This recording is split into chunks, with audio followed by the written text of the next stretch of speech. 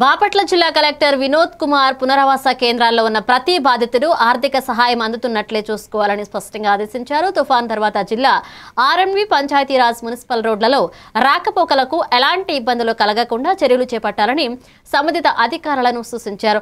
కలెక్టరేట్లోని command control room నుండి DRO Gangadhar గౌడ్తో కలిసి video conference ద్వారా అధికారులకు సమీక్ష నిర్వహించి మత్స్యకారులు, చేనేత కార్మికులకు 50 కేజీల బియ్యం, లీటర్ పామాయిల్, కేజీ కందిపప్పు, అలాగే నిత్యావసర సరుకులని అందజేస్తారు. అలాగే డ్రైనేజీ ద్వారా నీటిని సముద్రానికి పంపే చర్యలు, పంటల నష్టం తగ్గించే ఏర్పాట్లు మరియు 10,000 హెక్టార్లలో నిలిచిన నీటిని తొలగించే కార్యక్రమాల్లో వ్యవసాయ అధికారులు ముమ్మరంగా పాల్గొనాలని ఆయన ఆదేశించారు.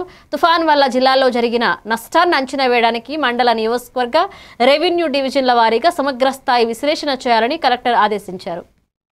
సో ఫస్ట్ ఆఫ్ ఆల్ ఇప్పుడు పోస్ట్ సైక్లోన్ పీరియడ్ లో మనము చేయాల్సినటువంటి ఒక 5 immediate items I request all of you to note down.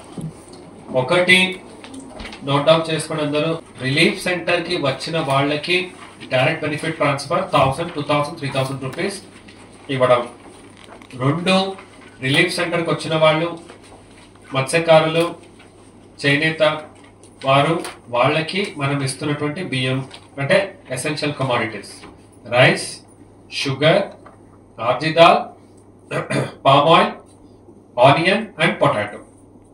3వది drainage of water. అది పైన పొలాల నుంచి, డ్రైన్స్ నుంచి సముద్రానికి, ఊరు మధ్యలో, పట్టణం మధ్యలో ఉన్నటువంటి నీళ్లు డ్రైన్ చేయటం. 4వది వెంటనే పంట నష్టం కాకుండా దాన్ని కాపాడే ప్రక్రియ. అవి ఎట్లా అంటే పొలం నుంచి డ్రైన్కి క్లియర్ ఉందా, స్టకప్ అయిందా, అవి క్లియర్ చేస్తే డ్రైన్ కి నీళ్లు రిటర్న్ గా వెళ్ళిపోతుంది.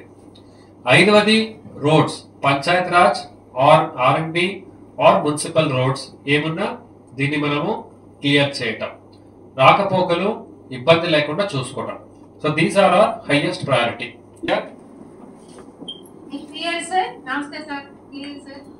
ఓకే.